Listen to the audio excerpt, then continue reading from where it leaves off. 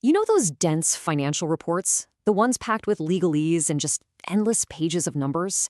They can feel impossible to get through. But here's the secret. If you know where to look, they tell these incredible, dramatic stories of crisis, strategy, and even survival. So today, we're going to put on our detective hats. Our case file? It's CrowdStrike's latest quarterly report. And our mission is to decode the story of a global tech catastrophe that's hidden right inside its pages. Our story kicks off on July 19th, 2024. CrowdStrike, a huge player in cybersecurity, pushed out what should have been a routine software update. But something went horribly wrong. This wasn't just any bug. It triggered a massive worldwide IT outage. We're talking Windows systems crashing at airlines and hospitals. You name it. It was chaos. This is the July 19th incident, and it's the heart of our whole investigation. So, where do we even start? Well, like any good detective, you go straight to the source. Our first step here is to just establish the facts, and we're going to use the company's own official filing as our primary piece of evidence. And this is that piece of evidence, the Form 10Q. Now, what is this thing? Think of it like a mandatory quarterly confession for any public company. They have to file it with the SEC, and it's where they're legally required to tell the truth about their performance, their finances, and, most importantly for us, their problems. So you have to dig a bit, but buried deep in a section called Commitments and Contingencies, the 10Q lays out the official story. It confirms, yep, the software update caused the crash. But look at the fallout. Multiple class action lawsuits. And now the Department of Justice and the SEC are asking questions. The report says the company is cooperating, which you'd expect. But make no mistake, this is serious. This confirms the crisis has major legal and regulatory teeth that could be a problem for years to come. Okay, so we've got the facts of the case down. But now it's time for the really interesting part, following the money. What did this whole mess actually cost them? Let's put on our financial detective hats again and really search this report for the fallout, because the numbers are going to tell the true story of the damage. And that's the central question, right? But here's the trick. You're not going to find a line item in the report that's conveniently labeled global outage costs. Companies just don't advertise their disasters like that. The financial footprint is hidden. It's scattered. To find it, you have to know which numbers to look at. And here it is, our first major clue. We're looking at a category called General and Administrative Expenses, or G&A. Now, this is kind of a catch-all bucket for the cost of just running the business, but critically, it's also where you find legal and professional fees. And just look at that jump, from $337 million last year to over $500 million this year. That is a massive, massive increase. We're talking about a 51% increase year over year in G&A spending. I mean, wow. The company even says in the report that it expects to rack up significant legal and professional services costs. This 51% jump, that's the financial echo of those lawsuits and investigations. It's the crisis translated directly into dollars and cents. But here's where our detective story takes a really surprising turn.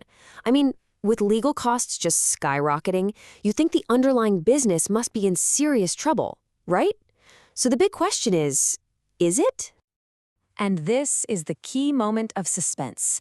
You've got a massive public failure, soaring legal costs, federal investigations. It sounds like a recipe for disaster. So is the company on the ropes? Well, to answer that, we have to look past the crisis-related costs and check the company's core vital signs. Okay, before we get to the big reveal, we have to understand this one metric, annual recurring revenue, or ARR. For a software company like CrowdStrike, this is everything. It's the predictable revenue they get from all their customer subscriptions. Honestly, it is the single most important indicator of the health and momentum of their core business. And here is the twist. During what was probably the single worst crisis in the company's history, you'd expect customers to be running for the exits. But look at this. ARR didn't just stay flat, it grew by nearly $1 billion. This tells us something absolutely incredible. While the company was busy fighting all these legal fires, its core business engine, signing up and keeping subscribers, just kept humming right along. And this slide right here shows you exactly why that ARR growth is the whole story. Look at that, a full 95% of CrowdStrike's revenue comes from the subscriptions. Everything else is just a tiny little sliver of the pie. The health of this company lives and dies by that subscription number, and that number, almost unbelievably, stayed strong right through the heart of the crisis. So the core business looks surprisingly resilient. Case closed, right? Well, not so fast. Our investigation isn't over. A 10Q isn't just about what happened in the past. It's also a warning about the future. The company is legally required to tell everyone about the risks it's facing. And believe me, the fallout from July is far from over. This quote, pulled directly from the risk factors section, is so telling. The company is flat out admitting to investors that the damage to their reputation is making it harder to close deals. Potential customers are thinking twice, taking longer to sign on the dotted line. This is the company saying in black and white, hey, just because the computers are back on doesn't mean the crisis is over. The hit to their reputation is creating some real business headwinds. And it's not just about longer sales cycles. The report flags other big risks. Will existing customers renew their contracts? The report makes a point to remind investors that customers have no obligation to renew. Can they compete effectively when their reliability has been publicly questioned? Can they still hire the best of the best? These are the huge questions that are going to determine their long-term recovery. But here's the thing, a company isn't just a passive victim in all of this. For the final piece of our analysis, let's look at their strategic moves. Because the 10Q also gives us clues about how they're actively trying to navigate this whole mess and shape their own future. This timeline shows a company that is not sitting still. I mean, even before the incident, they were already restructuring. Then afterwards, they're using $1 billion to buy back their own shares. That's a classic move to show confidence to the market. And they're still making strategic acquisitions to make their tech better. This is not a company that's just reacting. They are actively playing offense to get ahead of this. So let's pull this all together. What our little investigation has really uncovered is a simple but really powerful method for decoding any of these corporate reports. It's a 4-step process. First, you find the headline event. Then, you trace its financial footprint in the expenses. Third, you check the core business vitals, like that all-important ARR. And finally, you read the company's own warnings about the future. It's a framework you can now use for pretty much any company you want to understand on a deeper level. So what's the final verdict on CrowdStrike?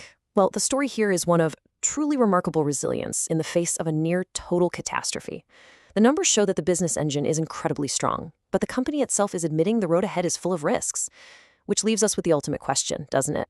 The numbers recovered quickly, but can a reputation for reliability, the very thing they sell, be rebuilt just as fast? Now that's the story to watch.